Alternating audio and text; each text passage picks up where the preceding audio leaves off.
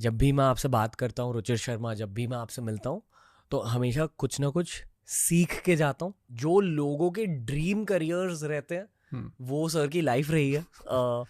आपकी शुरुआत हुई थी भारत में, बिल्कुल। ठीक है, और आपने बड़े बड़े कंपनीज के लिए काम किया। शॉर्ट में बता सकते हो आपकी प्रोफेशनल प्रोफाइल है क्या? मैंने अपना करियर जो शुरू किया वो मैंने 17 साल के उम्र से पहले लिखना शुरू किया। जी। तो जब मैंने स्कूल के बाद मैंने इकोनॉमिक टाइम्स के लिए, जो उस टाइम और अभी भी काफ़ी इन्फ्लुएंशियल अखबार रह चुका है, उसके लिए मैंने एक कॉलम लिखना शुरू किया कि दुनिया में और क्या हो रहा है। और उस कॉलम के पढ़ने के बाद मॉर्गन स्टैनली, जो एक बड़ा फाइनेंशियल फर्म है, उन्होंने मुझे बोला कि लिखना विखना तो ठीक है, आप और पढ़ना चाहते हो कि आप पैसा बनाना चाहते हो? तो मैंने बोला कि मैं पैसा बनाना चाहता हूँ, क्योंकि मेरा हमेशा एम्बिशन उस टाइम था कि मैं कॉलेज जाऊँ और कॉलेज के बाद मैं बाहर पीएचडी करने जाऊँ, अपना डॉक्टरेट करने जाऊँ। पर 22 साल की उम्र में मॉर्गन स्टैनली ने मुझे एक $100,000 प्रॉमिस किए थे उस टाइम। ये साल के? 1996 की बात है, हाँ, हर साल के लिए। वाह। और उस टाइम इतनी आमदनी बहुत बड़ी लगी थी मुझे, तो इसलिए मैंने अपने पीएचडी का जो एम्बिशन था वो मैंने रद्द कर दिया और मैंने मॉर्गन स्टैनली ज्वाइन कर दी। उसके बाद मैं 25 साल तक मॉर्गन स्टैनली में रहा। मैंने पहले इंडिया में काम किया और काफ़ी घूमा। 1997-98 में ईस्ट एशिया है, वहाँ पर बहुत बड़ी क्राइसिस हुई थी।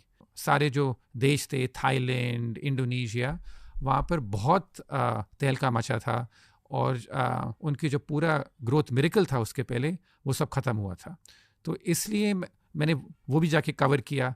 और जब आप इतना सारा ब्लडशेड देख रहे हो 22, 23, 24 साल में, वो आपके ऊपर बहुत ही प्रभाव करता है। तो इसलिए मैंने पहले वो सब किया और फिर 6 साल ये सब करने के बाद मैं न्यूयॉर्क गया और मैंने फिर मॉर्गन स्टैनली में न्यूयॉर्क में 20 साल और काम किया। तो 25 साल तक मैंने मॉर्गन स्टैनली के साथ काम किया। पर इस दौरान एक चीज़ मैंने हमेशा फोकस पे रखा कि मैं हमेशा लिखता रहा, क्योंकि मेरे लिए लिखना एक बहुत ही इम्पॉर्टेंट एस्पेक्ट है लाइफ के लिए। 1991 से मेरा सिलसिला शुरू हुआ लिखने का। जब मैं 17 साल का था, स्कूल के बाद जब मैं कॉलेज में था, मैं जाके इकोनॉमिक टाइम्स को अपना कॉलम हर संडे देता था। और उसके बाद पिछले कोई 33 साल में ऐसा कोई महीना नहीं गया है जब मैंने कुछ किसी अखबार के लिए दुनिया में लिखा नहीं है। तो वो एक मेरा पैरेलल ट्रैक रहा है। और मेरा अदर जो दूसरा ट्रैक वो रहा है वो है एक पैसों छापने का। हाँ, पैसे कमाने का। और ये भी मतलब इंग्लिश में एक मतलब कहावत है that I write for the show, I invest for the dough. अब इसका क्या मतलब रहता है? इसका मतलब ये रहता है कि लिखना अच्छा है, पर लिखने से कुछ ज़्यादा पैसे नहीं बनते। पर जब आप एक इन्वेस्टर हो, जो मेरा मॉर्गन स्टैनली में करियर था, उससे पैसे बनते हैं जी। तो इसलिए मैंने इन दोनों चीज़ों को कंबाइन करके, और आज भी मेरा खुद का एक फर्म है, उसका नाम ब्रेकआउट कैपिटल है, उसमें भी मैं मतलब इन्वेस्ट करता हूँ।